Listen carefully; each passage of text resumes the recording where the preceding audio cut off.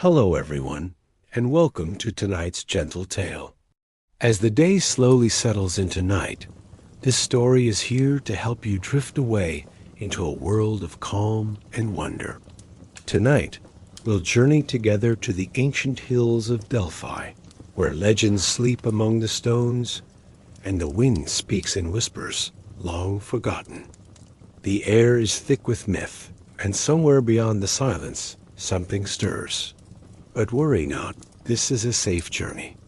You are wrapped in peace, and nothing can disturb your rest. Let this story guide you gently into the comfort of night. Whether you're here to relax, ease anxiety, or simply let go of a busy day, you're in the right place. Before we begin, if you find comfort in these stories and want to travel with us again, please don't forget to subscribe. Click the little bell and give this story a like.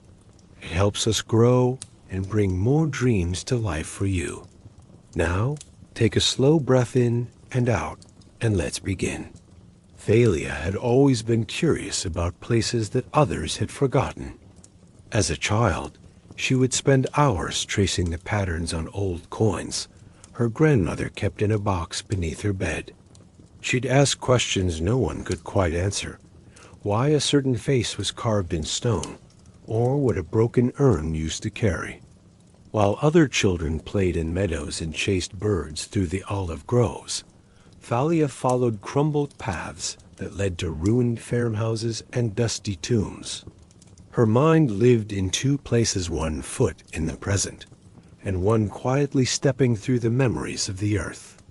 It was on one of those quiet days, after the village had celebrated the autumn harvest, that the dream first came.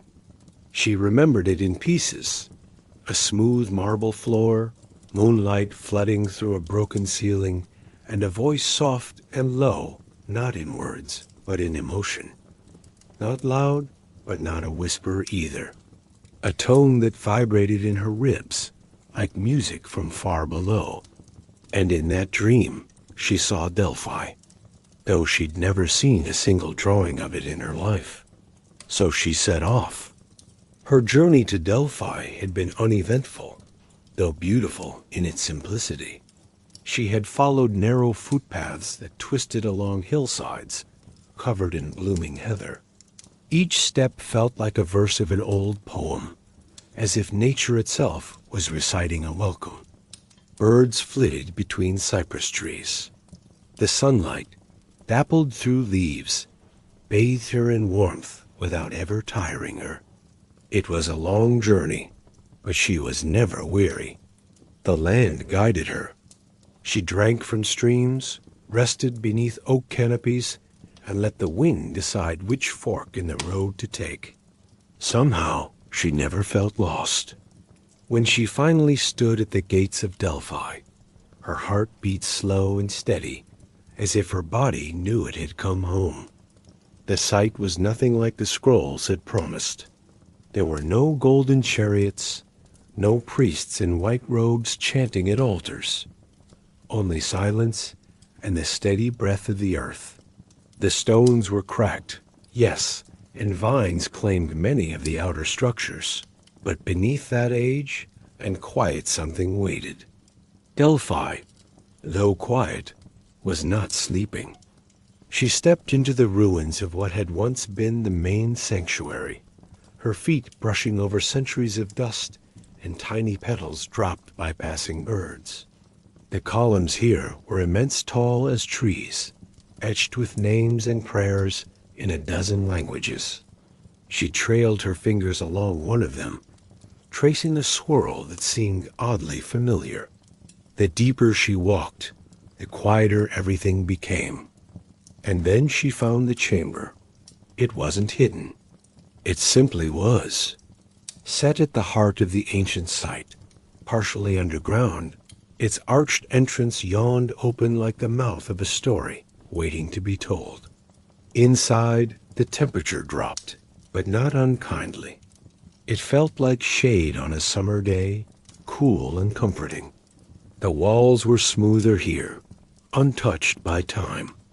Or perhaps cared for by something invisible. In the center of the chamber was a sunken pit, its edges smooth and unbroken. She approached it carefully and knelt. There was no visible smoke, no glimmering light, but she could feel a rhythm beneath her palms as they touched the ground. It pulsed like breath, like memory. Thalia closed her eyes, and the world fell away. She didn't fall asleep, not exactly. Her body remained still, but her mind began to travel. She was not dreaming, but drifting between layers of thought and time.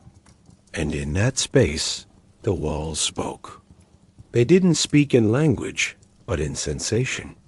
A warmth along her spine, a breeze across her cheek, a flutter behind her eyes. Images came not sharp, but gentle. First, an olive tree standing alone in a courtyard. Then, hands cupping a clay bowl filled with water and herbs. Laughter, footsteps, the distant sound of flutes. She saw women seated in circles, their heads bowed in focus, their robes shimmering faintly in a torch's glow. They were not priestesses in the sense that stories had painted them. They were listeners, dreamers, weavers of memory into sound. She realized then the oracle had never spoken the future. She simply remembered what the world forgot. The chamber had kept that truth hidden, buried beneath centuries of misunderstanding. And Thalia, quiet, curious, patient, had been allowed to see. When she opened her eyes again, the chamber had darkened. The sun outside had shifted, casting longer shadows through the archway. But she was not afraid. Her heart felt lighter, like a question had finally met its answer. She stood, brushed the dust from her skirt, and walked out of the chamber. But something followed her, not a being, not a sound, a knowing. The kind of knowing that whispers softly into your thoughts when you close your eyes at night. The kind that makes dreams feel like memories. Delphi had spoken to her, and not with words, with silence. The light of day filtered through the ruins in long golden bands, soft and shimmering. Thalia walked slowly along the edge of the sanctuary, each step deliberate, as if the stone itself required permission to be disturbed. The air was thick with stillness, yet not lifeless. It was the kind of quiet that hummed with memory. She had not spoken aloud since entering Delphi. Somewhere inside, she felt that to speak would be to interrupt a song mid-verse, an unspoken melody carried by stone and wind. The voices she had heard in the oracle's chamber were not gone, only quieter now, like embers still glowing beneath ash. She carried their warmth with her. A laurel branch brushed her shoulder as she stepped beneath an archway. The leaves shimmered faintly. Stirred by a breeze, they carried the faint scent of old incense, sweet and woody, like burnt cedar. The wind seemed to know where it was going, weaving through broken walls and colonnades like a ghost on a familiar path. She came upon a courtyard she hadn't noticed before. Small and square, surrounded by 3 intact walls and a row of stone benches softened by time and moss. In the center grew a single olive tree, its trunk twisted and weathered, but still strong, its leaves whispering with the breeze. Beneath the tree, half buried in dust, was a flat stone slab with symbols carved faintly into its surface. Thalia knelt before it, brushing away the debris. The symbols were not in any script she knew, but something about them felt readable, not with the eyes, but the senses. Her fingertips tingled as they moved across the surface. Warmth radiated from the stone, pulsing gently beneath her skin. And then the whispers returned. This time they were clearer, still not words exactly, but patterns, ideas, a soft swirl of images and emotions. She saw a woman, draped in silver and blue, standing beneath the same olive tree centuries earlier. Her eyes were closed, her lips moving soundlessly. Around her sat others, young and old, all still and listening.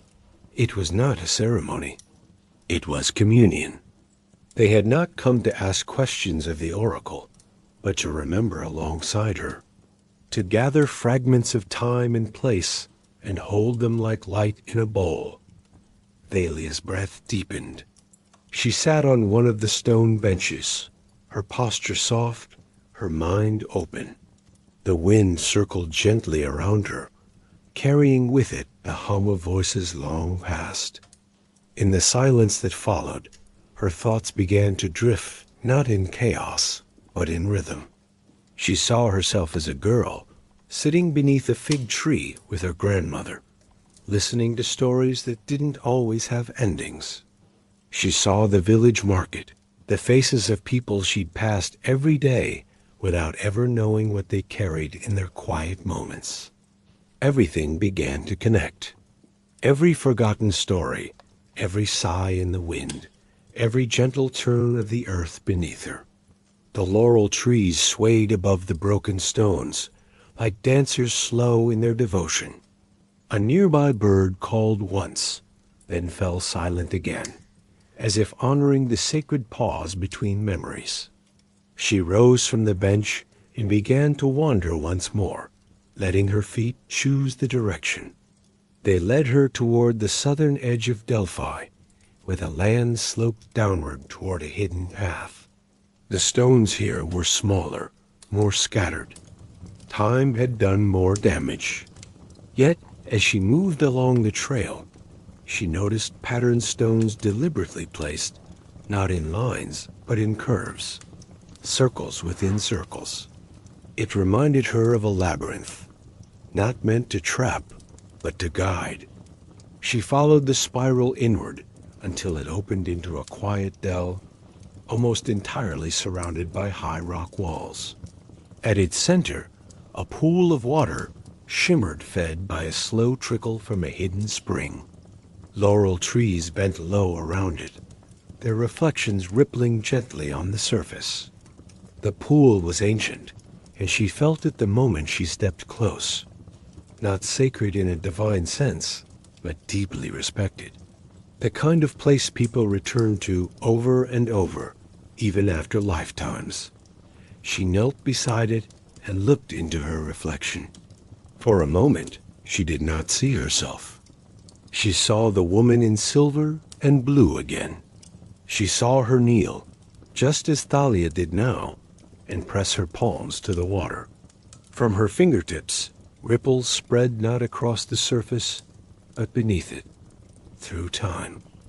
And then Thalia heard it again. A voice, unmistakably her own, but not spoken aloud. Listen. She pressed her palms to the water.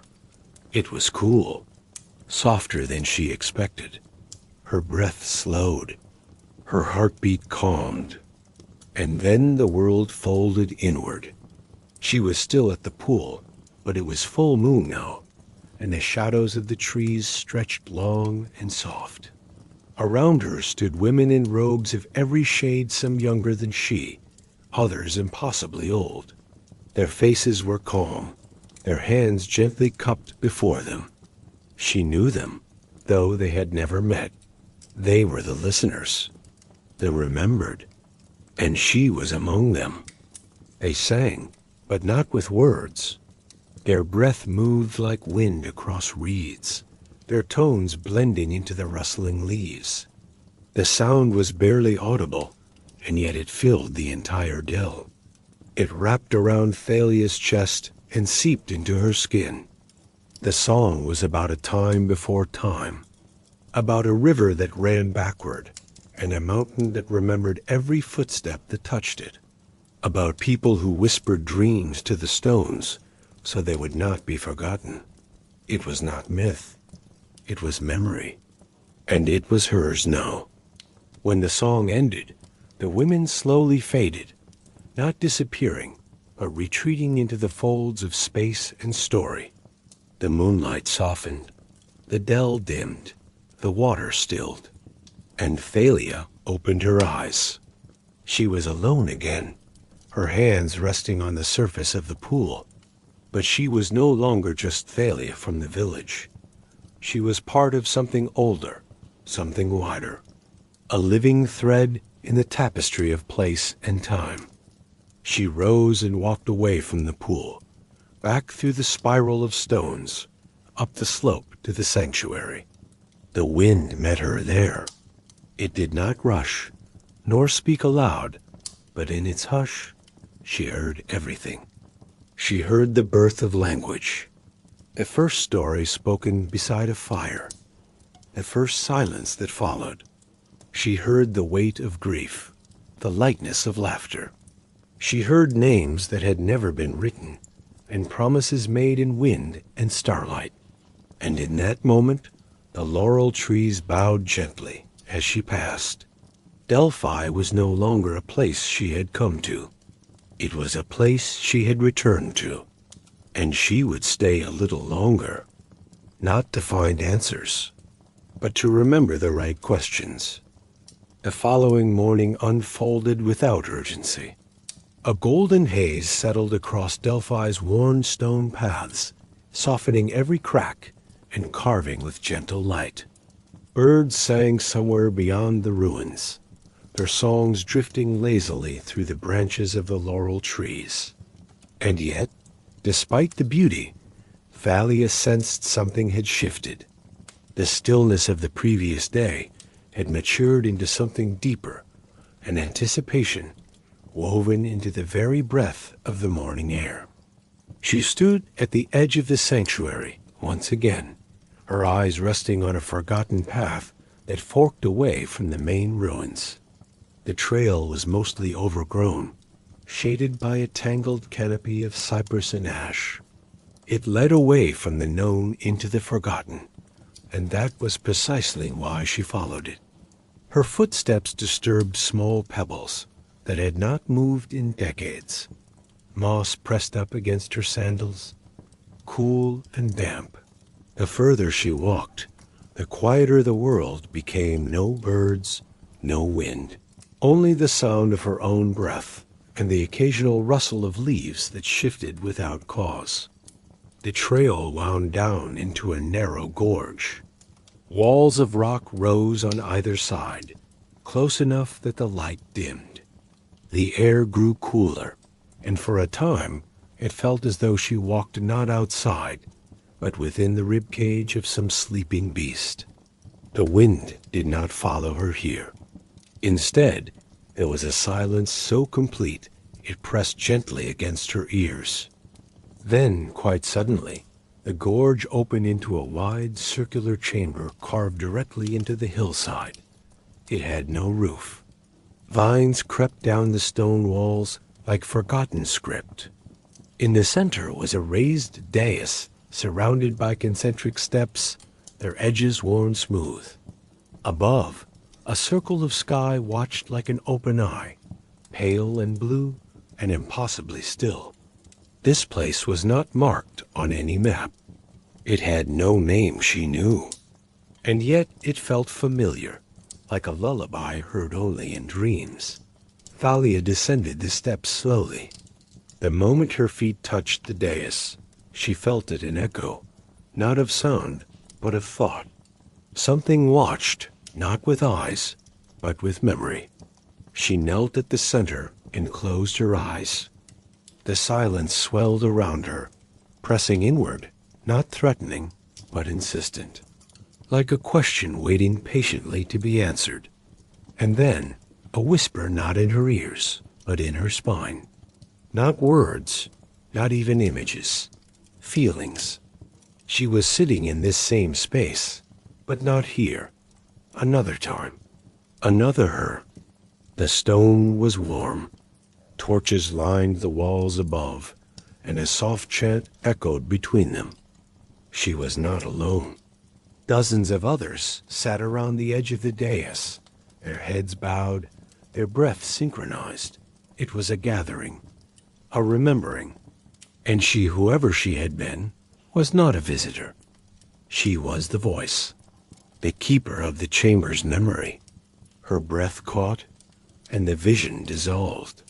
She opened her eyes to find herself still kneeling, the dais silent once again.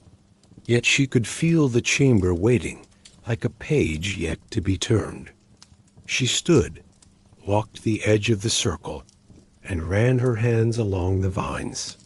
Beneath the green, the walls were carved with symbols, some faint, some clear, all impossibly old. She traced one with her fingertip, and the whisper returned, clearer this time. A name, not hers, but one she had once carried. She whispered it aloud, and the chamber responded. The air shifted. A wind, gentle and sudden, spiraled upward through the open ceiling. The vines trembled. The stone beneath her feet hummed. And a section of the dais shifted, revealing a narrow stairwell descending into darkness. Thalia did not hesitate. With the memory of light above her, she stepped into the shadow. The stairwell was narrow and spiraled downward tightly. She descended slowly, one hand on the wall, the other tracing carvings that glowed faintly beneath her touch. The further she went, the more the darkness felt like velvet soft, encompassing, strangely comforting. At the bottom was a chamber round and small, lit by a soft blue light that seemed to come from the walls themselves. In the center was a stone table, and upon it a bowl of water so clear it looked like glass. She approached, peering into its depths. The water began to ripple, and then scenes unfolded not as visions, but as experiences. She felt herself walking through fields of lavender, the sun high above. A child ran ahead of her, laughing, and she knew their name, though she'd never heard it before. She saw herself tending a fire, mixing herbs, writing symbols into parchment with ink made of berries and stone dust. She saw a night of stars and endless, dome of light, and a voice beside her whispering that the sky remembered everyone who had ever looked up. She saw fire, a crumbling temple, a farewell, and silence, so much silence. It ended with a breath her own drawn in slowly and exhaled like a promise. The bowl stilled. The chamber fell silent. She stepped back, overwhelmed not by confusion, but by recognition. She had lived before, or remembered what someone else had lived. In this place, the two were the same. She walked slowly back up the stairwell. The dais had sealed again, whole and undisturbed. She sat on the stone steps and looked up at the sky above, now painted with soft lavender hues as dusk approached. There were no words to speak, only the certainty that she was no longer only herself. She was a vessel of stories, whispered through stone and wind and time.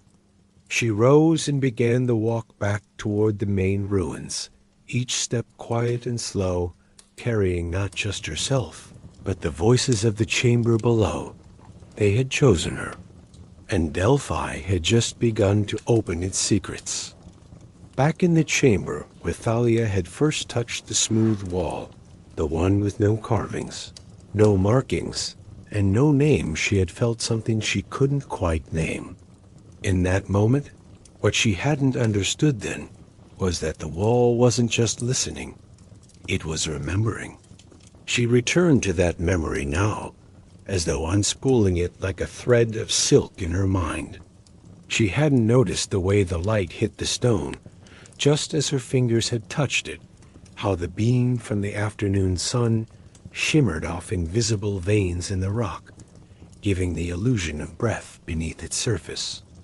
And she remembered the moment when her fingers, pressing into that ancient surface, seemed to pulse, not from her own heartbeat, but from something older, a second rhythm, a buried echo. In that moment, her senses had shifted. The scent of the air had turned sweet, like aged parchment and crushed violets. She saw in her mind not visions, but impressions.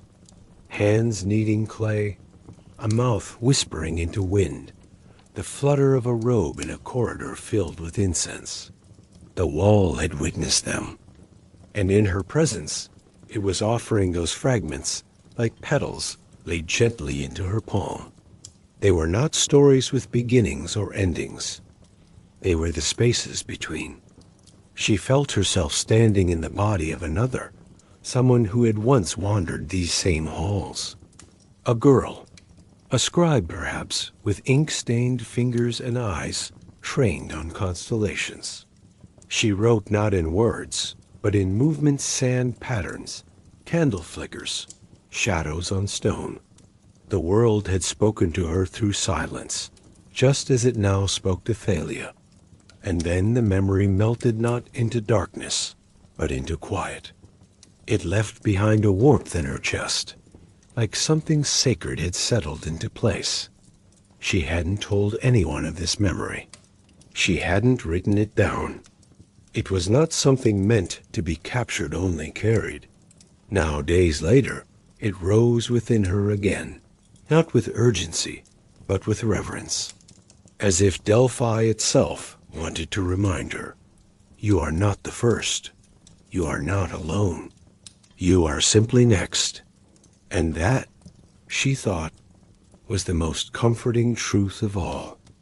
It had been 2 days since Thalia's descent into the chamber beneath the wind, and though the stars still shimmered in their familiar constellations, and the olive trees rustled gently in the breeze, Delphi no longer felt the same. It wasn't louder or quieter dash, just dot more awake. Or perhaps she was. She moved slowly now, deliberately, as if every footstep might stir another whisper from the stone. The scent of thyme and dry rock clung to the air as she walked beneath the morning sun, weaving through crumbled pillars and half-forgotten columns, letting her fingertips trail along their cracked surfaces. Her dreams had not left her, even in waking. They curled around her ankles like gentle mist, a constant companion.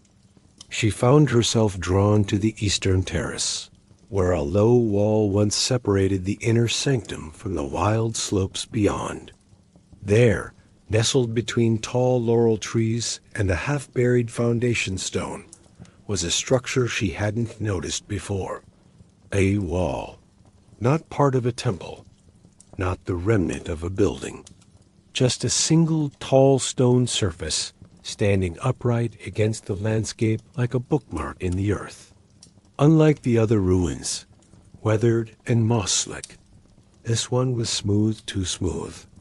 Its face was pale gray with hints of blue, as though moonlight had been carved into form.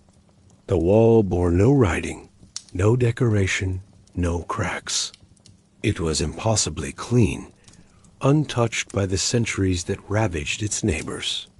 She stepped closer. The air thickened. She reached out, pressing her fingers lightly to the stone. It was warm. Her breath caught. There were no words spoken, no visions offered, only silence, but not the kind of silence that followed absence. This was presence, heavy, full, breathing. It pressed gently against your chest, not unkind, but firm, like the hush of a vast forest just before dawn. A silence that waited. She sat on the ground, cross-legged, palms resting open in her lap, eyes closed. Beneath the sound of birds, of wind, of her own heartbeat, she began to notice something else. A rhythm, too deep to be heard with ears alone. It moved like a tide outward, inward, slow, steady. The wall was listening. So she listened too. She didn't know how long she sat like that, listening not with ears, but with her whole body bones, breath, and heartbeat suspended in rhythm with the unseen pulse of Delphi. And then something shifted. Not loudly, not with force, but gently, like a curtain drawn aside in a quiet room. The warmth at her fingertips deepened, and she felt it spread, curling up her arms and around her shoulders like a shawl woven from soundless voices. Images did not appear before her eyes, but impressions, layers of memory left behind by those who had also touched this wall. Pilgrims, priests, children, keepers, their moments lived and forgotten. A laugh, a sigh, a decision never spoken aloud, a hand held for the last time, and beneath it all, something older still, a memory not of people, but of place, of Delphi itself. It remembered the wind before there were words, the first footsteps to press into its dust, the prayers cast into the sky when no gods yet had names. The wall had listened always and would continue long after her voice was gone. Thalia breathed deeply and pressed her forehead to the stone, and the wall whispered not in words, but in a feeling. She understood. She stood slowly, carefully, as if rising from a dream. When she opened her eyes, the sun had shifted. Shadows stretched long behind the ruins. The wall remained still, unchanged, but something inside her had softened, quieted. No revelations, no prophecies, just silence. And somehow that was enough. She bowed slightly, in reverence and in gratitude, and turned back toward the sanctuary. The wind greeted her like an old friend, rustling through the laurel leaves and catching at her cloak. As she walked, she began to hum softly at first, then more confidently. It wasn't a song she recognized, but one the stones seemed to remember. A lullaby carried on generations of footsteps, a hymn for silence, sung without sound. And far behind her, the wall stood listening, as it always had. The pathway back to the sanctuary curved through a hollow she hadn't noticed before. The stones there were low and arranged in careful lines, almost as though marking invisible doorways. As she walked through, she felt a gentle pressure like stepping into a pause, a moment outside of time. Thalia crouched beside one of the stones and brushed away layers of dust with her sleeve. Beneath the grit lay a faint carving, a spiral, no larger than her palm. It shimmered faintly in the angled light, like dew caught on webbing. Her fingers traced it instinctively, and with that touch came a strange clarity. She remembered the spiral in the vault beneath the dais. She remembered the pattern in the bowl of water. The symbols were not words, they were pulses. Emotional residues left by lives too old to be named. She knelt there for a long while, watching shadows stretch between the stones. The stillness settled around her again, not the same silence as before, but its sibling. This one was inward, coaxing her deeper into herself. Not as a seeker, but as a keeper. That word had been whispered to her again and again. Deeper, as if she were no longer merely visiting Delphi, but becoming a part of it. When she finally rose to her feet, her joints ached from stillness, but her heart felt quiet. She moved onward. At twilight, she reached the grove of pines lining the path to the upper terrace. The air here felt cooler, tinged with resonant earth, and the sky above had turned to silk, wrapped in hues of dusk and velvet. She sat on a stone bench, half sunken into the hillside, and watched as the horizon dimmed. From this high point, she could see the entire valley, the remnants of temples, columns like ribs in the earth, arches broken yet reaching skyward. the whole of Delphi breathing in silence, wrapped in its own slow memory. She pulled her cloak tighter around her and whispered, "I'm listening." And she was. To everything, to the leaves and the stone and the sky and the silence between it all. It no longer mattered what answers Delphi might give her. The questions themselves had begun to dissolve, replaced by something quieter, not knowing, not naming, just being. She closed her eyes and rested her head against the cool stone of the bench. And in that moment, she understood what the wall had offered her. Not prophecy, not vision, but space. A place in the world that did not demand noise or brilliance or legacy. A place where silence itself was sacred. And slowly, without even realizing, she drifted into sleep, the hum of Delphi breathing beside her like a lullaby in the dark. Thalia awoke just before dawn, wrapped in her cloak, the sky above her still steeped in darkness. The stars had not yet faded, and the cool air clung to her cheeks. There was something soothing about the way her breath made faint clouds in the morning air, as though even the world had not yet decided to fully wake.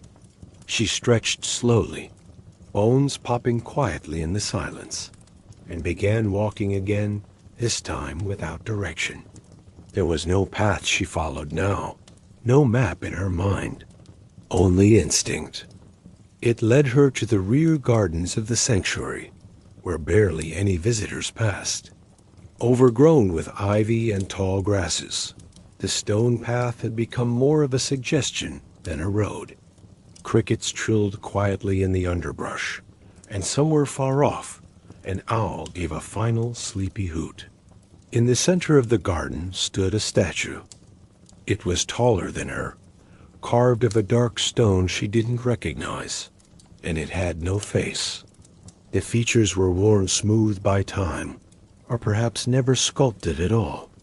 It stood with one arm raised and one lowered, like a balance. And at its feet, set in a low basin, was water still, cold, clear. She peered into it and saw not her reflection, but the sky above her. But as she watched, the sky changed. It dimmed. The stars spun slowly, and she began to hear something again. Not voices, not whispers, but breath. Not her own. It was Delphi again, breathing beneath her, within her. And then the faintest hum tones too deep for the ears, but not for the bones. She felt it ripple down her arms, into her fingertips. A resonance. The statue remained still, but she understood. It was a threshold. She sat before it and waited. This time, the silence came to her quickly. She didn't need to summon it. It knew her now, trusted her. The garden faded around her, and all that remained was breath.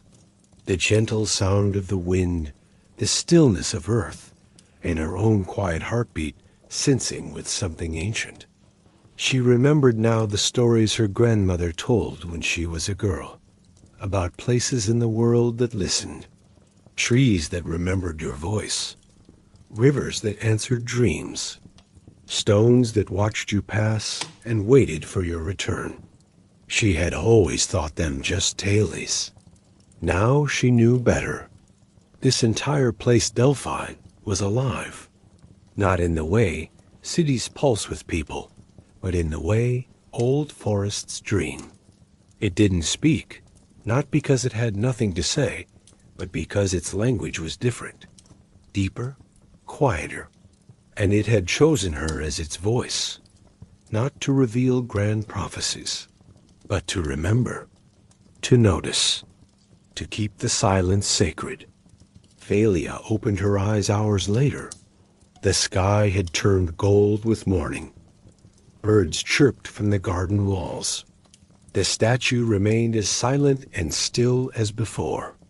But inside her, something had shifted. The noise of worry had ebbed. She no longer needed answers. She had become, in the truest sense, a listener, a keeper. With soft steps, she stood and bowed to the statue, not from obligation, but from understanding, and turned once more toward the heart of Delphi, where silence awaited her like an old friend. As midday drew near, the warmth of the sun began to stir the garden into movement. Bees danced lazily between blooms of lavender and wild thyme. A soft breeze rustled the ivy along the sanctuary walls. The world, it seemed, had begun to wake. Thalia found herself wandering through a narrow corridor of broken stones, where the canopy above filtered sunlight into golden stripes. A small bird followed her, hopping from branch to branch. She smiled faintly, imagining that even the birds were curious about her presence. It led her to a small alcove built into the side of the hill, where marble steps descended into shadow. At first she hesitated. There had been many places in Delphi that welcomed her, but this one felt different. It felt ... shy, as though it wasn't used to being visited. She took the steps slowly, brushing aside hanging vines. The coolness embraced her like a quiet stream, and soon she stepped into a small, domed chamber lit only by a shaft of sunlight through a hole in the ceiling. Dust danced in the beam like golden spirits. The room was empty, no altar, no carvings, just silence. And yet, as she sat in the middle of the floor, she noticed something remarkable. The silence had texture. She could hear her heartbeat, the rustle of her clothes as she shifted, the faint creak of the dome settling overhead. But beneath it all was something else, like the resonance of a voice long after the words were spoken, as if the stone still remembered prayers once whispered here. She closed her eyes and let herself sink into that memory. She didn't try to decipher it, didn't chase meaning. She simply allowed herself to feel the weight of that ancient stillness. It wrapped around her shoulders like a shawl, not cold, not warm, just present. And then barely perceptible came a sound, not from outside, from within. It was the memory of her own voice, speaking in the quietest tone. I am here. And the silence answered, so am I. She did not move. She did not speak again. She simply breathed and allowed that moment to stretch without breaking. When she emerged, the sun was beginning to lower behind the hills.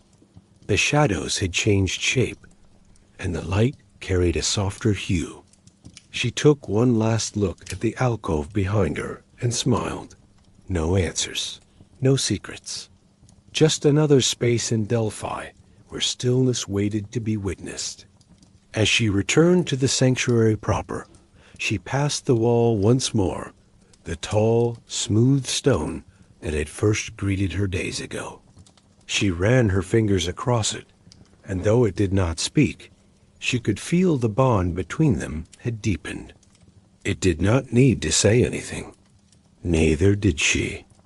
That night, as she lay beneath the stars on her familiar stone bench, she did not dream of visions or voices or memory bowls or temple vaults. She dreamed only of breath, and in that breath she found peace. The silence between the stones had become a part of her, and she a part of Delphi. Thalia rose early the next day, her breath clouding faintly in the morning chill. The skies above Delphi had taken on the hue of parchment, streaked with soft oranges and watercolor blues. A hush blanketed the sanctuary, as though the wind itself were waiting. The hush was not absence, but presence in attentive stillness, as though the ruins and cypress trees leaned in to listen. Today, she would follow the upper paths. She'd seen them only from a distance, so far winding trails that curled around the cliffs and disappeared into groves of dark cypress trees. They had always seemed slightly removed from the rest of Delphi, like a forgotten corridor in a great house, one you weren't sure you were allowed to enter. But the dream from the night before still lingered in her mind, a corridor of stone, arches lit by flickering torches, and a voice not her own saying, "There are memories carved in wind." The words had been strange, but the feeling comforting and strong had remained. She packed a small satchel with water, a journal, and a ribbon that had belonged to her mother. As she stepped beyond the known paths, the wind greeted her with a sigh that rustled her cloak and whispered through the olive branches like a welcome. There was no map for these places, just the sound of her footsteps, soft against the moss-lined trail, and the occasional call of a distant bird dot as she walked. The landscape shifted. The cypress. Trees grew thicker, darker. The air cooled, heavy with the scent of pine needles and damp stone. Light filtered through in columns, like golden spires reaching toward forgotten temples. Each step felt more like a descent into memory than a journey forward. She paused beside a stream, barely wider than her foot, trickling over smooth rocks. The sound of it filled the space around her like a lullaby. She knelt and cupped her hands into the current, letting the cold water soak into her skin. It felt like touching time. A gust of wind stirred the trees above, and she heard something, strange almost like a voice. Not speech, not words, but tone, a rise and fall. A question asked and answered in the language of rustling leaves. She stood slowly and followed. The path narrowed, curling around boulders and low walls, half buried in ivy. Eventually, it opened into a clearing she hadn't expected. A perfect circle lined by ancient stones, overgrown but unmistakably placed with intention. In the center stood a cypress, taller than any she had seen, its bark thick with age, its branches swaying gently though the air was still. Thalia stepped into the circle. The wind stopped, and silence poured in like cool water. She closed her eyes, and something inside, the earth exhaled. She remained standing in the stone circle, feeling the energy shift in subtle waves. It wasn't frightening or even foreign. It was like stepping into a room where someone had just left, and their warmth still lingered in the air. The great cypress swayed gently. Its shadow stretched long and soft across the clearing. Thalia stepped closer and ran her fingertips over the bark. It was rough, but warm, alive in a way few things in Delphi had ever felt. As her hand lingered, she began to feel impressions, not visions, not dreams, but emotional currents. Laughter once carried by children who played here, a sigh from someone long ago who came to rest beneath its branches, words spoken in grief, in joy, in silence. The tree remembered. And as she touched it, she became part of that memory. She sat down cross-legged at the base of the trunk and let her back press against the bark. The connection deepened. Her breathing slowed, matching the rhythm of something deeper, something buried far beneath the surface of thought. A memory rose, her mother's voice, humming a song without lyrics, while hanging herbs above the kitchen window. The smell of thyme and rosemary and sun-warmed linen. The sound of bees just outside. The feel of her small fingers threading ribbon through her hair. That ribbon now lay tucked inside her satchel. She took it out and laid it gently in the grass. Before her, watching as the breeze caught its end and danced it gently across the moss. Time folded in on itself. She was here, but also there. Then, footsteps. Not from behind. Not from ahead. From within. They came softly, like echoes from the roots of the tree. She didn't flinch. She didn't open her eyes. She simply listened. And then, a presence. Gentle. Feminine. Not solid. Not shadow. Just presence. A warmth behind. Her just over her shoulder. The sensation of being watched without judgment. She could almost hear a voice whispering, not with sound but with the hush of breath. You have heard the quiet. Now speak it. She opened her mouth, unsure what would come out. What did it mean to speak the quiet? She placed her hand over her heart and said softly, I remember. The tree sighed. And a low wind rippled through the circle. It wasn't the voice of gods or oracles. It was the voice of earth, of rooted things, of the old world that hung beneath the ground. And in that moment, she became a part of it. No longer a visitor, not even a seeker, but a steward, a memory keeper, a witness to the whispering wind. And Delphi, in its infinite silence, exhaled once more. After some time, Thalia rose slowly, her knees stiff from sitting still for so long.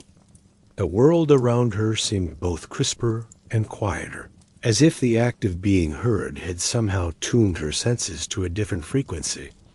She folded the ribbon gently, returned it to her satchel, and stepped out of the circle. The moment she passed, through its invisible boundary, the wind stirred again.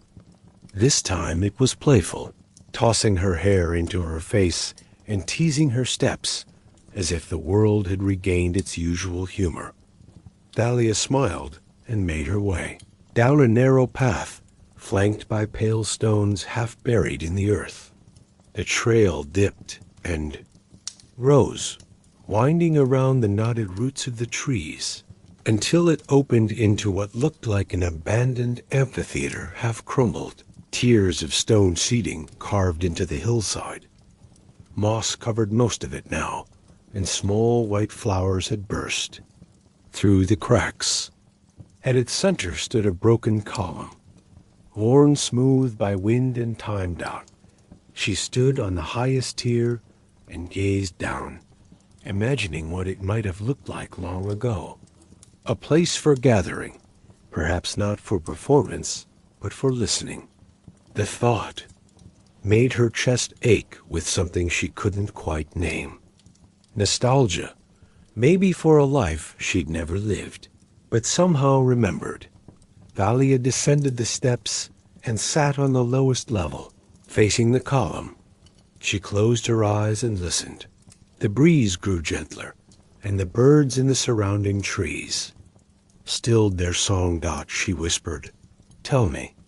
At first, there was nothing, just the breath of wind across her face and the distant sound of leaves rustling. And she heard it, not a voice, not even words, but the faint rhythm of footsteps, many of them, like the memory of an audience arriving, long after the event had passed. It was as if time here was not linear but layered, and the past had left its footprints in the fabric of the present. She remained there, listening until the footsteps faded into stillness again. Then, out of instinct, she began to hum. It was the same tuneless melody her mother used to hum while boiling herbs and stirring honey into tea. A melody that meant peace. A melody that didn't ask to be remembered, but somehow always was. The wind picked it up, curling the notes through the amphitheater like incense. When the song ended, the silence remained not empty, but full. A shared stillness, a thank you. She left the amphitheater slowly, her footsteps soft in the moss. Behind her, The broken column stood a little taller, the stone seats a little more alive. It was not about changing the past. It was about witnessing it. And she was learning how. The trail narrowed again, leading Thalia into a shaded grove where the ground was covered in soft pine needles and the light broke through the canopy in fractured beams. A stillness hung in the air, not the hush of absence, but the kind that came with waiting. She walked slower now, letting her fingertips skim the rough bark of trees as she passed, feeling the pulse of the forest beneath her skin. Soon, the trees opened into a small courtyard of stone. It was unlike the amphitheater or the circle of cypress. This space felt enclosed, protected. A half-wall of marble ruins rimmed its edges, with overgrown laurels creeping between the cracks. In the center stood a pedestal, upon which sat a shallow basin of bronze, dark with age and tarnish. Thalia approached and knelt beside it. The bowl was dry, but she imagined once it had held sacred waters, perhaps from a spring, perhaps from rain. She leaned closer, and within its surface she saw not her reflection, but flickering images so faint she wasn't sure if they were real or imagined. A child running barefoot through the grove, laughing. A woman lighting a candle at twilight, lips moving in prayer. A man weeping silently into cupped hands. It was as if the bowl remembered every hand that had touched it, every story it had held in silence. Thalia reached into her satchel and pulled out the small flask of water she had brought. She opened it slowly and poured it gently into the basin. The water caught the light, and the bowl shimmered faintly, then stilled. She leaned over the surface and whispered, "I offer this, not to know, but to remember." The water rippled in answer. She saw a flash of olive trees swaying in wind, a voice reciting poetry in a language she didn't recognize, someone singing softly under the stars. The images faded as gently as they had come, but the feeling lingered. Gratitude. As though the bowl itself had been waiting to be seen again. Thalia sat beside it for a long time, her hand resting on the cool rim. She felt no urge to write anything down, no pressure to understand. It was enough to sit in that quiet space where memory floated just beneath the surface of time. Eventually, she stood and looked back at the basin. A single leaf drifted down and landed on the water, creating a soft ripple. It felt like a farewell. She bowed her head and whispered, "Thank you." And the grove sighed with her. As Thalia made her way out of the grove. The sky above Delphi had deepened into a soft lavender dusk. The sun was slipping behind the mountains, casting long shadows through the olive groves and illuminating the tips of the cypress trees. Like burning wicks of ancient candles. The trail now led upward. It narrowed to little more than a ledge, clinging to the side of the hill. To her right, the cliff fell away into a tangle of brush and wild stone. To her left, the slope rose sharply, crowned with pines and white oleander blossoms that glowed faintly in the fading light. With every step, the wind picked up. It tugged gently at her cloak, wrapped itself around her ankles, and carried with it the scent of wood smoke and rain that hadn't yet fallen. And then she saw it, carved into the rock face. Just ahead was a narrow archway, barely tall enough for her to pass through. Moss clung to its sides, and ivy had draped itself over the top like a veil. Beyond the arch, darkness waited, not ominous, but complete. A hush that pulled at the edges of her senses. She stepped through. Inside was a small chamber, barely lit. by the final spill of daylight through the entrance. The air was cooler here, and still. Carvings lined the walls faded, some worn smooth, others etched deep enough to feel with her fingertips. No two were the same. Spirals, stars, waves, patterns she couldn't name, but they all seemed to hum. She let her hand trail across the stone, letting the quiet deepen. And then she heard it not in her ears, but behind them, in her chest, in the space between thoughts. Sound of many voices whispering, not speaking words, but brushing against memory. She stood still, allowing the moment to stretch. And then a thought arrived, not her own, but welcomed all the same. You are walking in the steps of silence. Let the silence teach you. She closed her eyes. A warmth spread through her limbs, and for a moment she was weightless, suspended in a space without time, without direction. She felt herself expand, not physically, but inwardly, as if every breath she had ever taken echoed back to her in that chamber. And in that echo was peace. The stone beneath her feet, the air on her skin, the memory in the walls, it was all one presence, and she belonged to it. When she opened her eyes, the twilight had deepened into early night. The stars had begun to shimmer through the archway behind her, and a single olive branch rested on the threshold, though no wind had carried it in. She picked it up gently, pressed it to her chest, and whispered one final word. Here. Not a question, not an answer, just a knowing. And as she stepped out of the chamber and onto the moonlit path, the walls behind her whispered once more, not farewell, but welcome.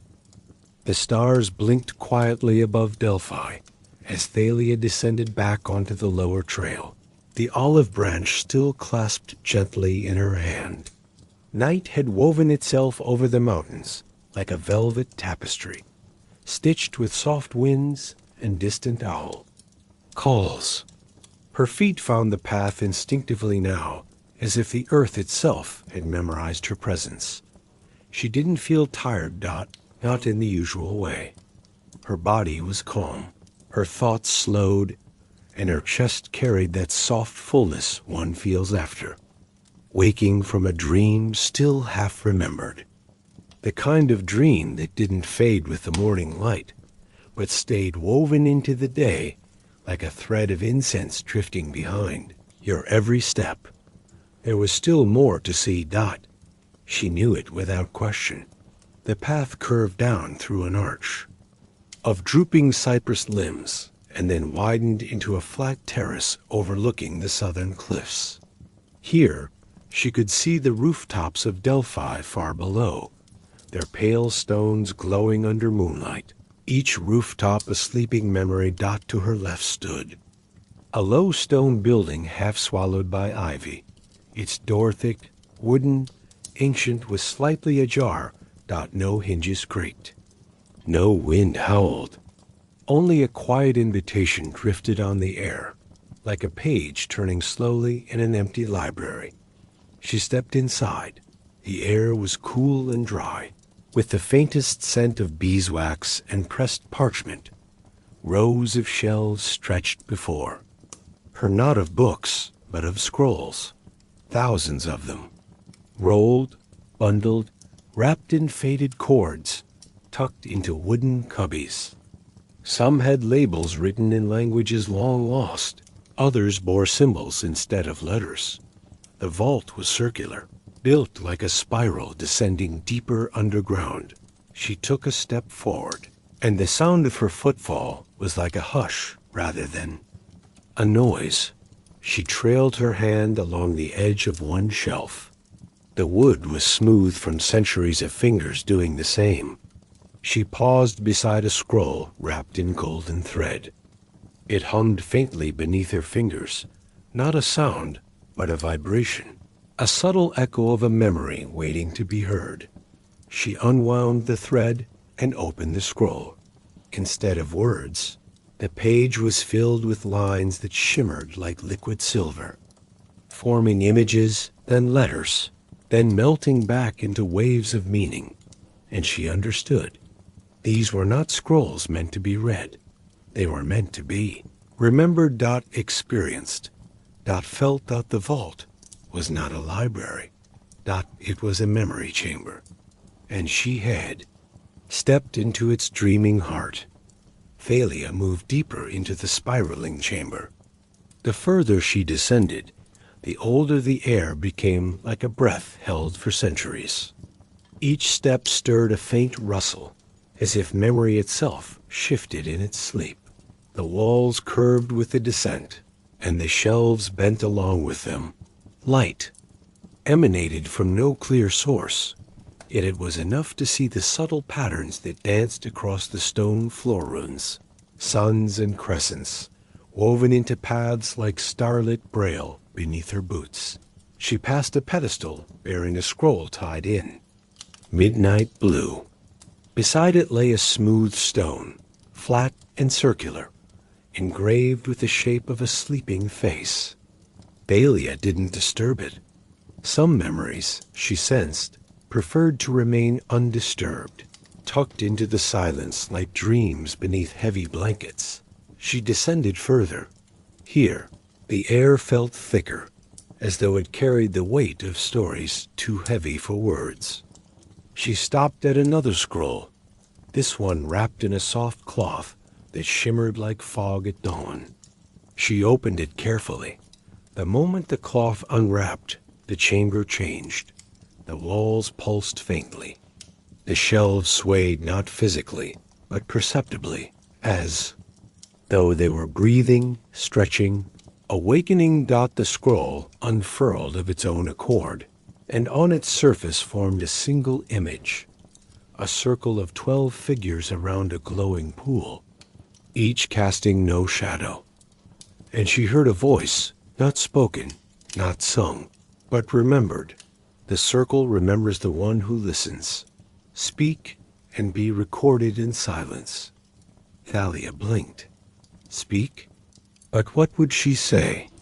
The scroll shimmered again, and this time it showed her reflection, not as she appeared now, but as a child standing barefoot in her garden, watching the stars with a string of clover wrapped around her wrist.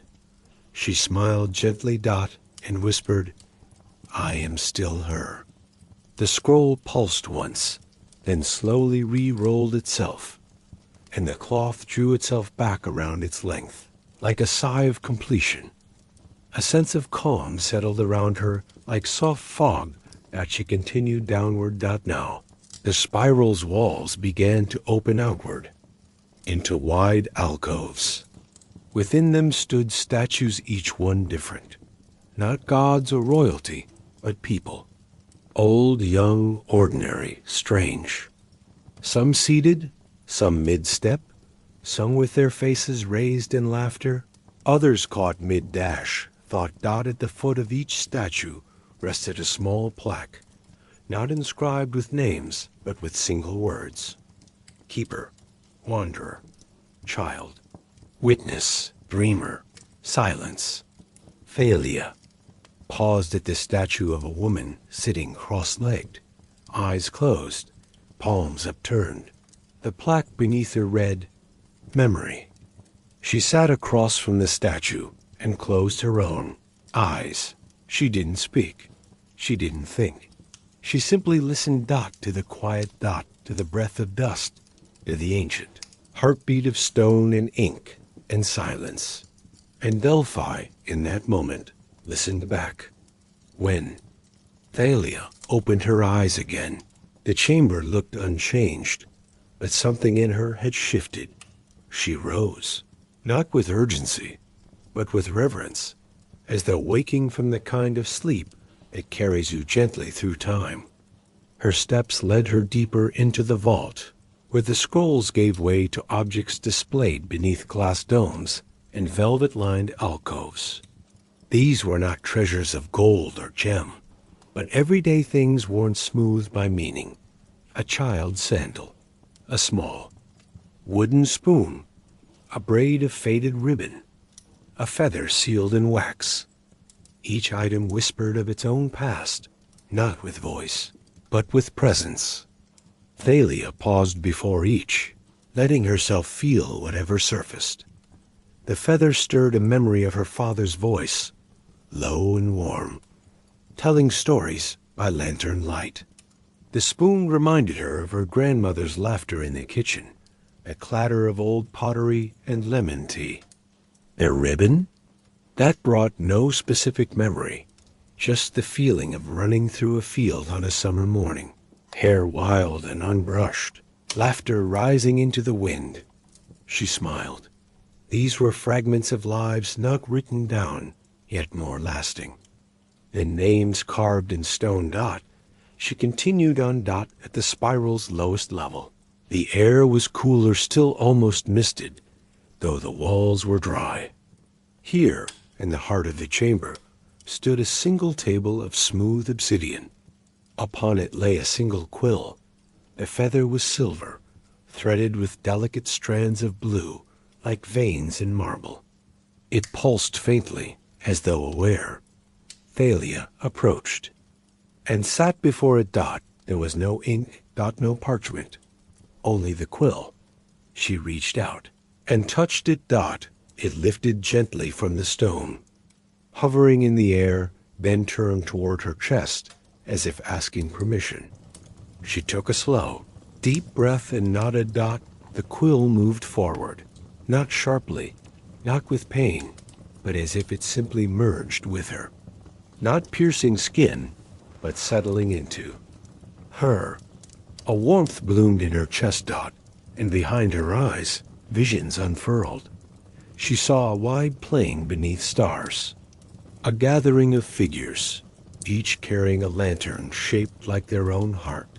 She saw a tower with no door, only windows that opened to memories, a river of ink that did not stain, but soothed, a sky that rained words gently, like petals. She was all of them, none of them, witness and wanderer both. And then, just as softly as it had begun, the vision faded. The quill rested once more upon the stone. Thalia's heart felt light, not because she had learned the answer, but because she had been part of the remembering. And that, perhaps, was the purpose of the vault. Not to know, but to be known. As Thalia sat in silence, her breath steady, the walls of the vault seemed to pulse with a low, musical rhythm, as if recognizing her presence, her choice to stay a while. Longer in the depths of memory. The spiral path did not descend further, but beyond the obsidian table, an arched passage opened into a small circular chamber carved into the rock itself. It was dimly lit by clusters of crystal, embedded in the ceiling, glowing faintly like captured stars. She stepped inside. This room felt different. Not a vault for others' memories, but a space for creating one's own. The walls were bare. The air smelled faintly of lavender and rain-soaked parchment. At the center of the floor was a shallow stone basin, filled with water so clear it looked like polished glass. She knelt beside it and looked in. For a moment, she saw nothing, and then, like mist rising from cool morning grass, images began to appear, faint, like thoughts you almost forgot. They weren't stories she had read, or things she had seen. They were possibilities, glimpses of what could have been, or might still become. Herself as a child, standing at a crossroad, choosing one path over another. A version of herself who had never left the city, who had never dared to wander. A version of herself much older, her hair silver, eyes lined with years, but smiling, peaceful, and yet none of them felt foreign. They were all her. She cupped her hands in the water, letting it wash over her palms, and whispered, "Thank you for showing me who I've been, and who I might be." The water stilled. Again, and the chamber quieted. But the feeling stayed. Not a revelation, but a quiet reunion with parts of herself she hadn't known were waiting. When she finally rose to leave, she paused at the threshold of the vault and turned back one last time. The silver quill rested. On the obsidian still, the spiral of scrolls glowed faintly with remembered dreams. And in the hush that wrapped around the stone and ink, she felt not an ending, but a pause, a breath between chapters. Outside, the stars had shifted. The wind had picked up. She stepped back into the night, the door of the vault closing softly behind her, not locked, not final. Just quiet. The olive trees swayed gently on the hillside, and the wind carried her footsteps back toward the path. As she walked, she didn't rush. There was no urgency. No destination to chase. Only the next step, and the whispering walls, far behind her, sang softly into the night, not to call her back, but to walk with her in memory. As she descended back into the grove, Thalia's thoughts didn't drift away from the vault. Rather, the experience traveled with her, like a melody she now carried under her breath, like a scent on her scarf. After visiting a garden at dusk. She followed the winding path toward the east side of the sanctuary, a lesser-known area rarely walked by the townsfolk. There, shaded by ancient fig trees and myrtle bushes, stood the remains of a colonnade long forgotten. The columns were cracked and half buried in ivy, but their bases still bore the swirl patterns of old artisanship, like the turning of a key. Hidden beneath stone, she paused before one column. Its surface was worn smooth, but something had been etched deeply into its core, a small crescent and dot, a symbol she had seen before in the vault.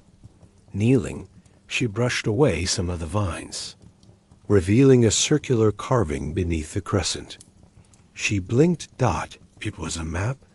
Not a modern map, not one you'd find in a traveler's satchel, but a memory map. The kind marked with dreams rather than roads. It showed Delphi not as a place of stone and street, but of symbols, stars, flames, trees, and eyes. Places not found by compass, but by calling. And in the center, the symbol for voice. She traced the path with her finger until her touch landed on a small mark, shaped like a doorway. She looked up, and there it was. At the far end of the broken colonnade, mostly hidden in shadow, stood an arch framed with climbing roses. There, petals glowing pale under the moonlight. No path led to it, but it seemed to call her name all the same. She approached slowly. The arch was cool to the touch. As her fingers brushed the stone, a breeze passed through it, not around it, but through. The arch itself, as though from a different place. A memory of wind. She stepped through. On the other side was not a new garden, nor the same grove she had left, but something in between. A quiet, endless hall of stone pillars and drifting mist. Soundless yet not silent, the kind of place where you feel the world breathing. Thalia wandered slowly, her steps muffled by the soft stone. Each pillar she passed had a carving. One showed a flame, another a closed eye, another a blooming flower. And as she passed each, something stirred within her, not visions, but feelings. Warmth, stillness, wonder. A single pillar at the far end bore no carving, just a shallow hollow. She instinctively reached into her pocket and found the olive branch. From the vault, still green, still whole, she placed it gently in the hollow, and the chamber sighed, not loud, not ominous, just a release like a memory set free. the mist began to shift, and ahead of her, a doorway revealed itself, one final arch glowing with soft golden light. She stepped through and found herself back in the sanctuary grove, except now, it wasn't the same Dot, not to her. Every leaf shimmered with meaning. Every stone hummed with familiarity. Every breath felt like it had been taken before and was being taken again. The vault had not simply shown her memories, Dot. It had made her part of them, Dot. And now, as she stood beneath the olive trees, with starlight filtering through, she felt it fully. She was no longer just a visitor, Dot. She was a keeper, too.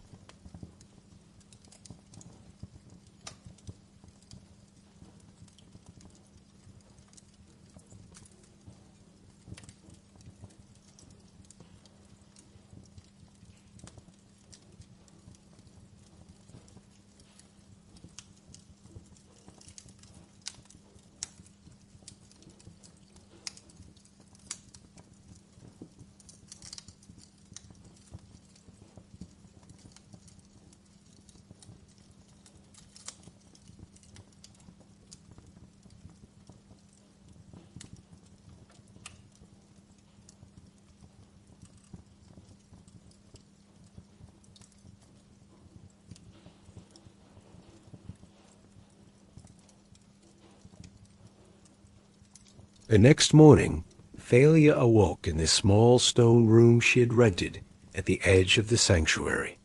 The sunlight filtered through the wooden shutters in golden beams, painting soft lines across the tiled floor. She lay still for a while, wrapped. In a woven blanket, the scent of olive wood smoke faint in the air. There was no rush. Not here, Dot. Outside, Delphi stirred to life with the slow grace of a village unhurried by time.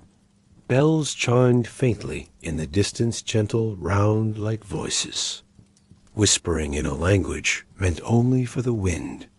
She dressed slowly, the cool air brushing her skin like morning mist. A cup of honeyed tea sat waiting for her on the windowsill left, perhaps, by the quiet old woman who owned the inn, though Thalia hadn't heard her come in. After sipping, she stepped outside into the warmth, Dot, the path to the main sanctuary wound. Through blooming sage bushes and ancient stone pavers, each one cracked in a way that seemed deliberate, like fractures in a well-read book, lines earned through time. Today, her steps carried a different weight, not heavy, but full, as if each footfall echoed through a story still being written. Dot, she reached the outer ring of the temple grounds. Dot, there stood the temple of Apollo. Dot, still. Dot, tall. Dot, silent. Dot, and waiting. Doors had long since fallen away, but the entrance held its frame like a memory. Fluted columns, weathered by centuries of sun and rain, stood as sentinels beside the threshold. Vines draped lazily around their tops like garlands, and pigeons cooed somewhere near the ROOFL. Dot, inside was cool shadow. Thalia stepped in, and there, centered precisely where morning light pierced the open roof, stood the reflecting pool. No, more than 10 feet across, it was carved into the marble floor with precision. Smooth, still, silent. The water within was perfectly clear, yet it reflected nothing. Not the ceiling, not the sky, not even Thalia. She stared at its surface, Dot, and the surface stared back, Dot, with her face, but with something else, Dot, something waiting to be seen. Thalia knelt beside the pool, instinctively brushing her fingers along the rim. The marble was smooth worn, not by tools, but by countless hands across time.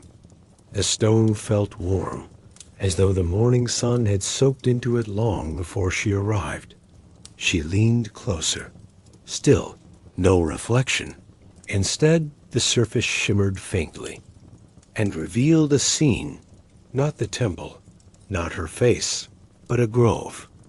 Olive trees swayed beneath starlight, and in their midst stood a woman draped in silver cloth, her back turned. Thalia's breath caught. She recognized the grove. It was where she had walked just the day before. She whispered, "Who are you?" The figure in the vision slowly turned. Her face was obscured soft, indistinct, as though seen in the moment between sleep and waking, but her eyes shone with knowing. And then her lips moved, not in speech, but in memory. Thalia felt the words rather than heard them. "You are the question." The vision faded. The pool stilled once more. The sunlight overhead shifted slightly. A breeze passed through the columns. Thalia remained kneeling, letting the feeling settle into her bones. Not an answer, not a riddle. A reminder. She rose and circled the pool. Around its edge were 12 stone seats arranged in a ring, each one engraved with a different symbol: flame, wave, key, mirror, feather, eye, book, star, door, branch, mask, and silence. She paused at the mirror symbol. The seat was cool as she sat and slowly, gently, the pool began to shimmer again. This time, it revealed a memory not hers. A young girl with ink-stained fingers sat before a scroll, frowning deeply. Beside her, a woman older, patient smiled and guided her hand. The scene was ancient. Flickering like candlelight, another image followed. A traveler lost in the hills, collapsing beside a cypress tree. A boy offering him water from a carved ladle. A temple priest welcoming him with a touch to the shoulder. The reflections rolled on stories of Delphi, layered not in history, but in the unseen. Then the pool went still. Thalia stood, her thoughts echoing. Was this what the oracle saw? Not visions of what will be, but the countless threads of what had been? The wind whispered again, and she turned her head at the far end of the temple. A faint glow pulsed behind a tapestry. Thalia approached. The tapestry depicted a spiral simple elegant, embroidered in gold thread on deep blue velvet. It looked ancient, yet untouched by time. She pulled it aside. Behind it, a narrow corridor descended into a hidden space. Not the vault. Something older than the temple. Older, perhaps, than Delphi itself. The descent was gradual, carved by ancient hands into the bedrock. Moss lined the walls, soft and glowing faintly, casting a pale green hue. The air cooled with each step, not oppressively, but like the inside of a long-forgotten chapel hushed and sacred. As Thalia moved deeper, the silence began to sing not with melody, but with presence, like the memory of lullabies. At the bottom, the corridor opened into a circular chamber. Unlike the vault, this space was spare. A single brazier flickered at the center, casting amber light that danced across curved walls. Around the edges, inscriptions looped in circular spirals, unreadable yet somehow understood not with logic, but with instinct. She stepped closer to the brazier. Its flames burned low but steady. Beside it lay a bowl of crushed myrrh and lavender, and a scroll tied with silver thread. She untied it gently. The parchment was blank. She turned it over, still blank. And yet, when she closed her eyes, words flowed through her mind. Not dictated. Not written. Remembered. Voices, distant yet familiar, spoke of the Delphic nights. Of questions whispered to stones. Of answers left unspoken. Of echoes carried on owl wings and dreams nested beneath cypress bark. She breathed in the scent of the herbs and let it wash over her. Then she sat and waited Dot not for a sign, not for a vision, but for the stillness to deepen out, and as it did, a shape took form in the flames. A figure seated across from her, as if mirrored, not flesh, not shadow, a presence, the oracle, not the woman from myth, but a gathering of all who had ever listened. Their words braided into silence, their silences stitched into truth. The figure leaned forward. Their eyes held no pupils, only starlight. They opened their hands, and in their palm was a seed olive. Small, ancient they offered it to Thalia. She reached forward and took it. The moment. Her fingers touched it. Her breath caught. Visions flared, this time not from the pool, not from ink or whisper, but from within. A hillside, a temple, a fire, a promise. Child born with a mark on her palm like a spiral. Like a map, a story, her story, not written, but remembered. She gasped softly, and the vision faded. The figure had vanished, only the brazier remained, and in her palm, the seed. She tucked it into her satchel, rose slowly, and turned back toward this. Steps as she ascended, the air warmed. The moss shimmered. The hush of the deep place followed her like a breath drawn inward. Back in the temple, sunlight once more filtered through the oculus. The pool remained still. The tapestry hung as it had, but she was changed. The oracle had not told her who she was. They had reminded her to keep listening. And as she stepped into the sunlight, the breeze picked up just slightly, and in it, if you listened closely, you could almost hear the faintest sound, the turning of a page. Thalia stepped out from beneath the ancient archway, the sun now high overhead, casting long fingers of light across the stones of the sanctuary. She did not feel hurried or compelled. Instead, a deep stillness remained with her, like the warmth of a memory pressed into her palm. The seed she had been given felt impossibly old, and yet it pulsed faintly against her skin, like something alive. She returned to the outer garden, where pilgrims often sat beneath the shade of laurel and fig, murmuring prayers, or simply closing, their eyes to feel the breath of Delphi on their cheeks. A narrow bench carved into the hillside beckoned, its surface warmed by the morning sun.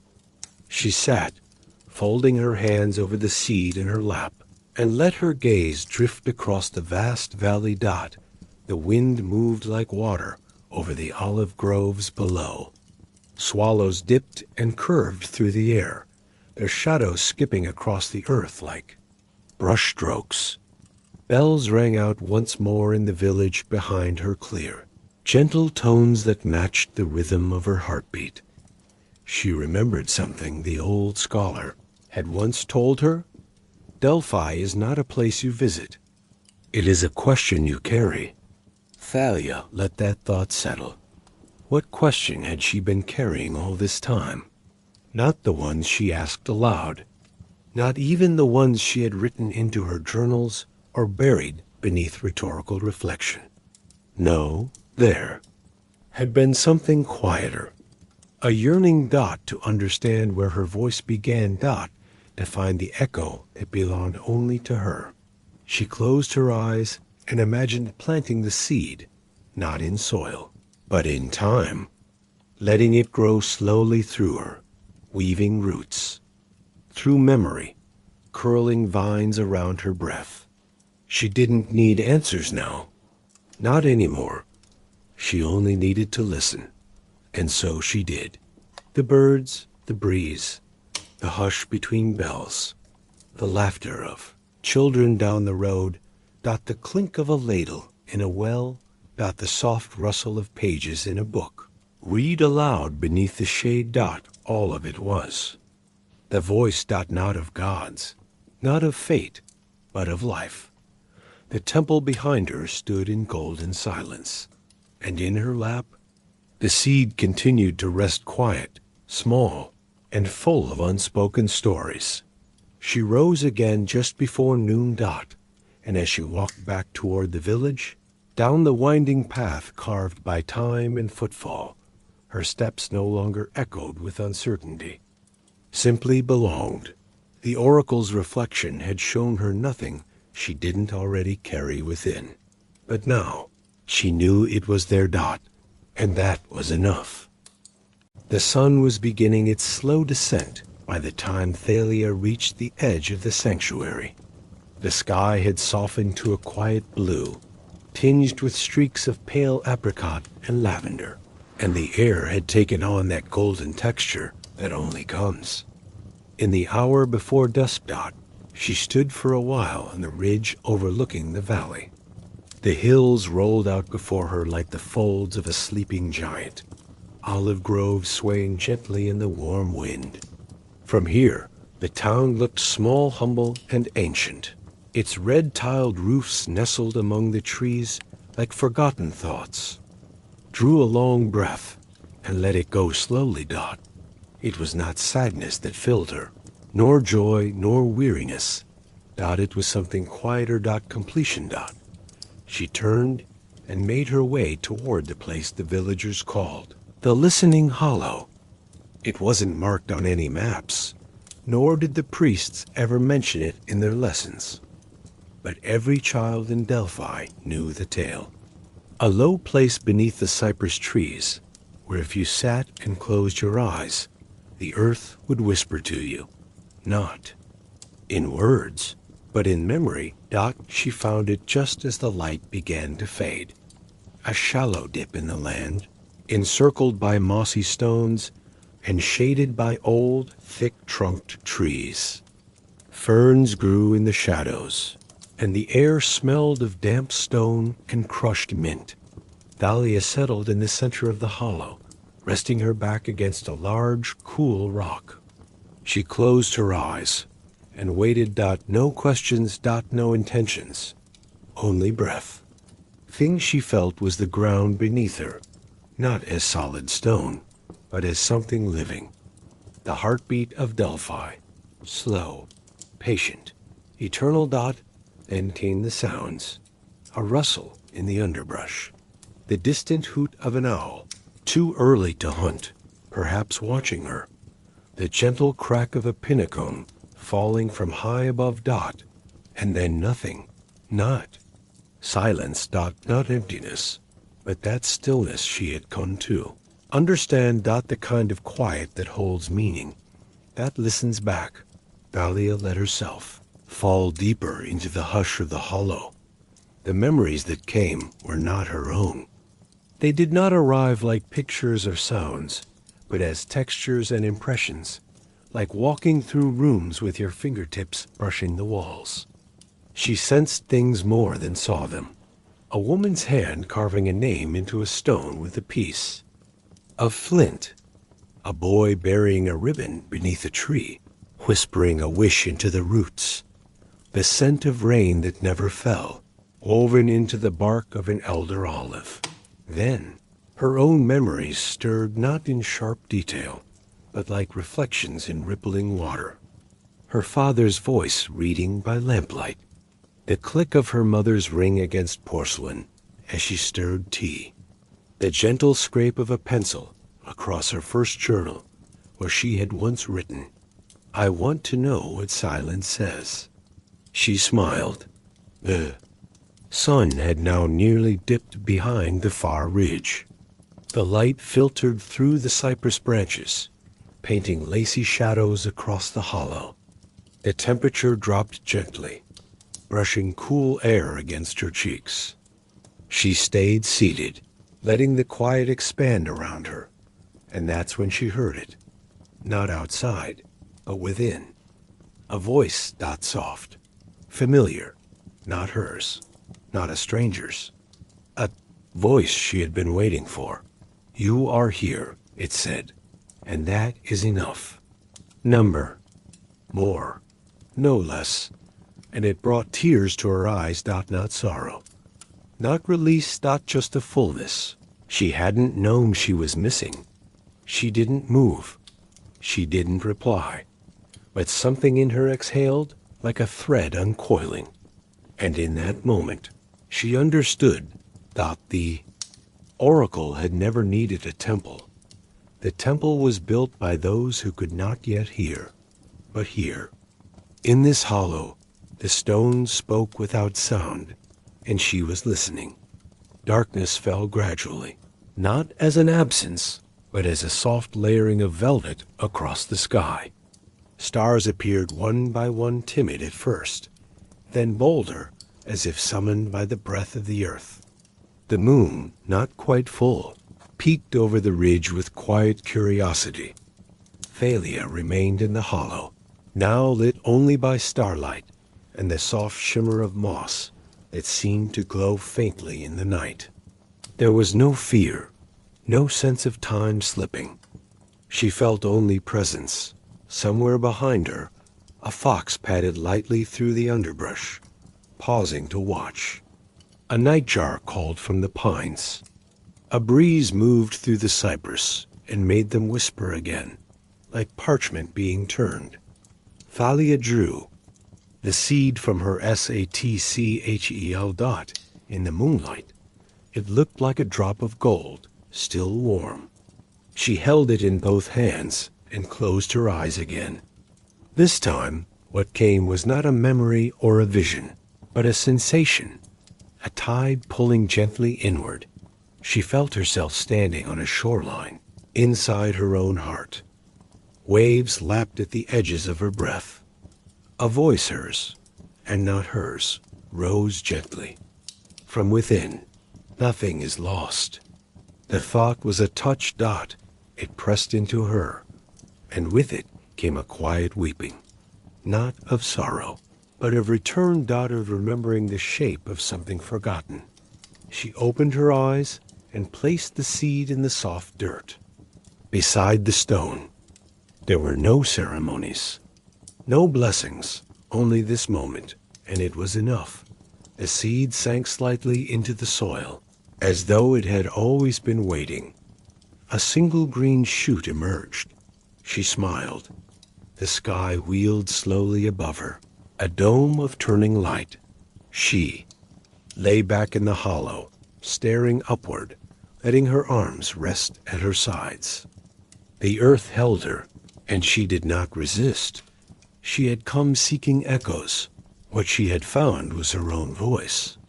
And now it was quiet, and she could finally sleep. Time became fluid in the fin, listening hollow.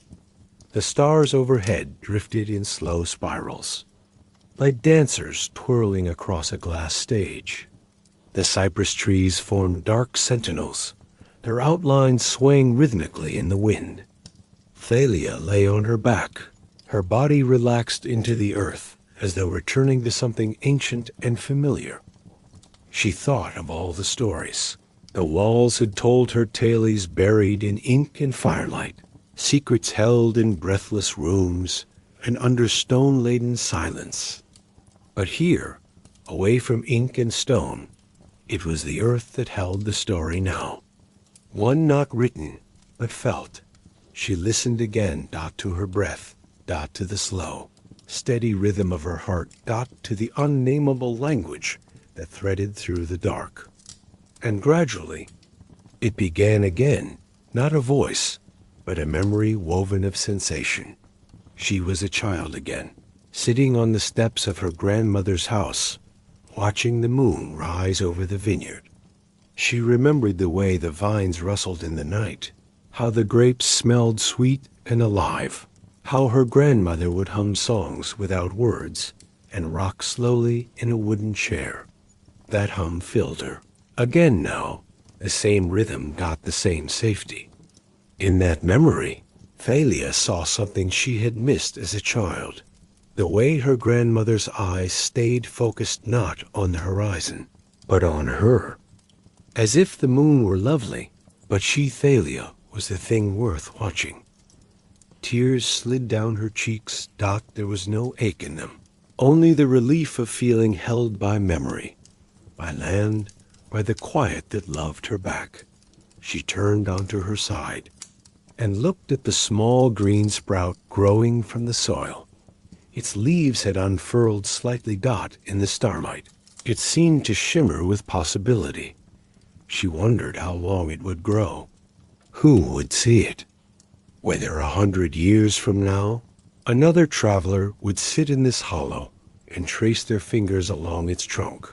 Wondering who had planted it, she hoped they would listen, and that the tree would remember her. And maybe, just maybe, whisper her name back in the rustling of its leaves. A breeze curled through the grass and lifted the ends of her hair. Somewhere in the trees, the fox stirred again and moved on, satisfied, and Thalia, now full of the weightless quiet she had sought all, alone, curled beneath her cloak and closed her eyes. Sleep came not as a curtain, but as an embrace, and in that embrace, the silence that followed told her one final truth. She was never alone. The next morning arrived gently, announced by soft gold slipping across the horizon. Thalia stirred beneath her cloak, her eyes slowly fluttering open to a sky painted with early sunlight and the hush of awakening earth.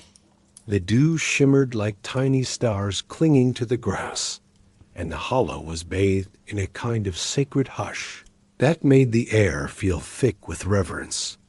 She sat up slowly.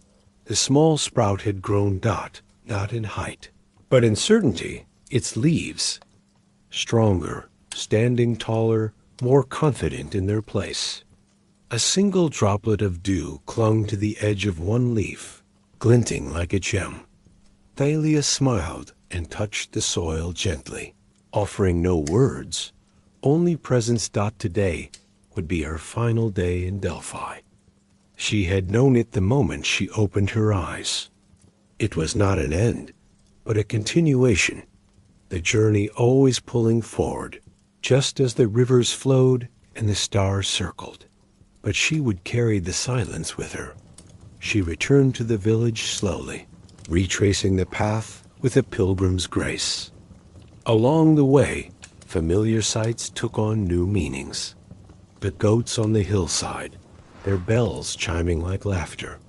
The laundry strung between windows, fluttering like flags of everyday life. The inn's doorway, slightly ajar, offering warmth. And bread and stories shared by Fireht. At the fountain in the square, she paused and filled her flask. The water was cold and sweet. She looked up and noticed an old woman watching her from a wooden bench. Her eyes were kind, and her presence felt oddly familiar. "Did you find what you were looking for?" the woman asked. Thalia didn't answer right away. Then she nodded. "I found what I didn't know I'd lost." The woman smiled and gave a quiet hum of understanding. Then she turned back to her knitting, and Thalia continued down the road. At the inn, her journal still waited on the windowsill where she'd left it. She opened to the last blank page, but instead of writing, she simply rested her hand on it. The ink could wait. She sat at the desk and looked out toward the mountains. The world was still turning. The sanctuary still stood. The hollow still listened. And deep within, so did she. Later, as evening approached once more, Thalia gathered her things and stepped onto the road. The village faded behind her as the first stars returned to the sky. Each footstep was soft but sure. Each breath was quiet but full. The silence walked with her not as a shadow, but as a companion. And when she finally crested the hill and looked back at Delphi one last time, she whispered a single word into the wind: "Thank you." It carried through the olives. Through the stones, through the night. And far, far below, in the listening hollow, a breeze moved gently through the new leaves of a tiny tree, and they rustled in reply. night deepened again as Thalia moved beyond. The village. The road curved like a ribbon through the hills, flanked by fields now bathed in moonlight. A breeze carried the scent of rosemary and wild thyme, and the stars above shimmered with the same rhythm that pulsed quietly within her. Chest out, she did not look back again. Somewhere ahead lay the next chapter, though she felt no urgency to find it. The story would wait, as stories always do, for the one willing to listen. After an hour of walking, she came upon a stone bench placed beneath a tall cedar tree, perhaps left there by travelers before her. She sat down, her cloak wrapped snug around her shoulders, and tilted her face to the stars. They blinked at her gently, Dot, and for a moment the air held a sound she couldn't quite name, Dot. It was not a whisper, exactly, nor a song, but something in between, like the breath of the world when it dreams. She listened, the way she had learned to listen, not for words, but for weight, and she heard it. The heartbeat of Delphi, Dot, still with her, still waiting, still speaking, Dot, and in that moment she understood something even deeper than before. The silence she had carried home was not just Delphi's, Dot, it was her own. A silence earned, a silence shared, a silence that would one day be passed on, perhaps in a glance, perhaps in a story told beside a fire, or in the planting of a seed in a forgotten hollow. Thalia rose. She took one final breath of the sacred night air and stepped back onto the road. Moon watched her go, Dot, and the stars, the same ones that had whispered to the oracle, that had listened to stone, to prayer, to soil, and dream winked quietly in farewell. The world exhaled, and so did she. The end, like the beginning, was silent, full of meaning,